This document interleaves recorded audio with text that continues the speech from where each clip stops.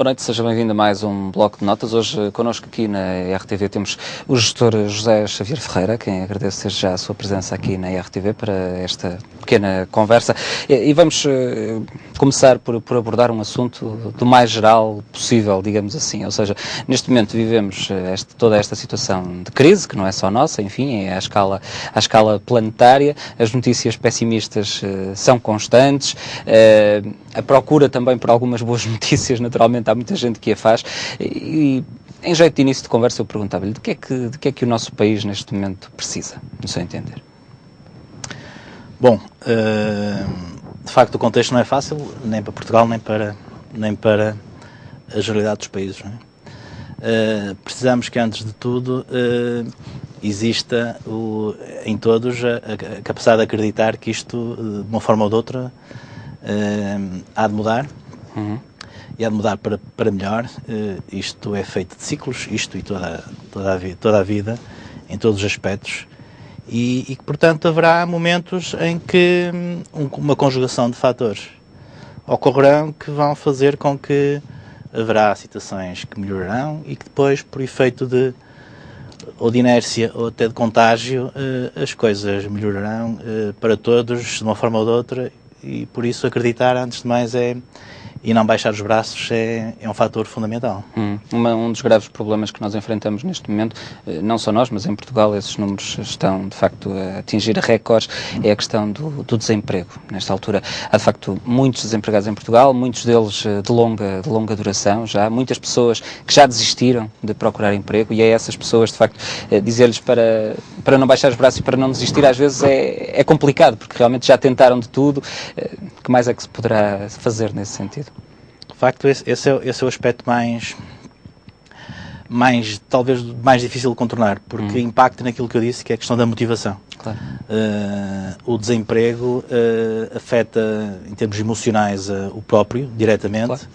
E depois toda a família, todos os amigos, e cria, de facto, pode criar um efeito de espiral e uma sensação de irreversibilidade. E, portanto, aquele efeito de contagiar pela negativa tem esse aspecto, tem esse grande risco. Agora, também nesse aspecto, eu diria que o acreditar que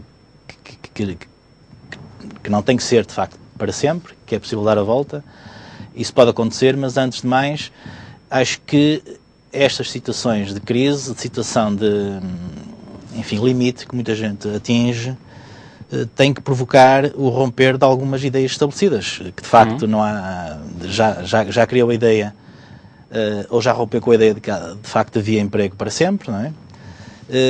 Mas rompe também com a ideia de que eu tenho que estar sempre à espera que me venham, que me arranjam um emprego, e portanto eu tenho que tomar iniciativas de procurar fora até da minha zona de conforto, ou até porventura explotar ideias de fazer qualquer coisa diferente, que não tem que ser por conta de outrem, porque todos reparamos no dia-a-dia que há coisas por fazer e que há outros que estão a fazer, ou vizinhos, que em termos geográficos de países, ou até há necessidades que são supridas por pessoas que vêm de fora, e portanto cria a ideia de que nós temos que sair das zonas de conforto e procurar eventualmente preparar-nos para fazer coisas que não estávamos habituados. Vai forçar também, já está a acontecer, com que aconteça aquilo que noutros países, tipo os Estados Unidos, já é normal, é sair da sua zona de conforto geográfica, ter que procurar mais longe. Em Portugal isso também acontece muitas vezes para o estrangeiro, não é? Em Portugal aconteceu, sabemos, na década de 60, 50, 60, 70. E agora estamos a assistir, de certa forma, a um êxito. Estabilizou, e agora estamos novamente, pessoal, a perceber que de facto tem que novamente voltar a procurar outros horizontes. Queria dizer então que estas situações de limites estão a romper com ideias pré-estabelecidas que estes anos, mais dos últimos 20, 30 anos de expansão tinham trazido, e está a romper de facto com preconceitos, até com ideias pré-estabelecidas de que tenho que fazer basicamente aquilo que fazia, tenho que mudar completamente de vida, e no limite tenho que criar o meu próprio emprego, ser capaz de inventar algo para que seja útil para alguém que reconheça o meu valor. Não é? E vamos desembocar na importância do empreendedorismo, então, que acaba por ser um conceito muito defendido por algumas pessoas com cargos muito importantes no país. Eu lembro, por exemplo, de ainda recentemente ouvir o Presidente da República precisamente a defender claramente uma aposta nesse empreendedorismo por parte dos portugueses. Sim, o empreendedorismo, por essa via, é pena que tenha que ser assim, não é? Tem que ser como resultado de uma situação limite, mas pelo menos despoleta nas pessoas que mais tempo para pensar se não haverá algo que pode fazer por essa via e por sua iniciativa e tentar motivar mais alguém à sua volta em torno de uma ideia.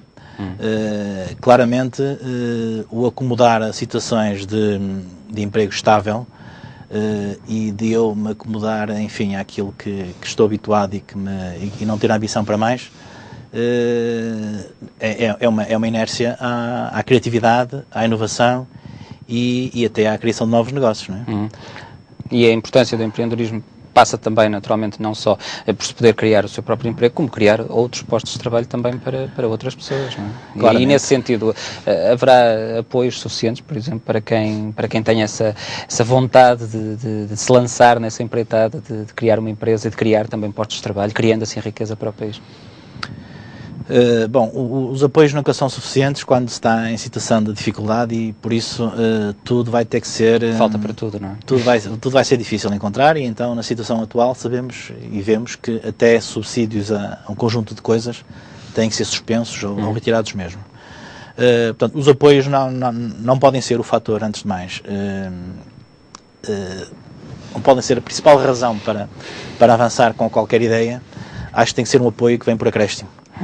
Aliás, os subsídios em dada altura, em momentos podemos ver agora a esta distância, considerados de expansão em Portugal, podem ser vistos até como tendo sido com efeito negativo, porque acabaram por apoiar ou acelerar ideias, ou dar até certas ideias que tinham sentido, dar alguma dimensão ou enverdar por alguns caminhos que depois não tinham sustentabilidade, porque os subsídios depois desaparecem no tempo e muitos projetos ficaram com incapacidade depois de serem autossustentáveis, depois de terem sido alavancados por apoios. Portanto, os subsídios têm que ser algo que venha ajudar a posteriori, depois sobre uma ideia que faz sentido, que tem razão de ser, que tem valor per si, mas não podem ser a razão ou quase a razão essencial para avançar.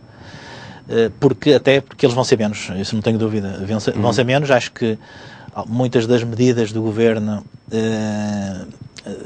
penso que houve alguma preocupação nisso, mas está-se a ver até noutros países como a Inglaterra agora, em que preferem atuar pela via das empresas, em que as medidas de austeridade impactem o mínimo nas empresas, porque são elas que vão ter que gerar emprego para poder depois resolver a questão estrutural. E por isso eu diria que é possível fazer mais ao nível das empresas, nomeadamente das PMEs, havendo de facto ali uma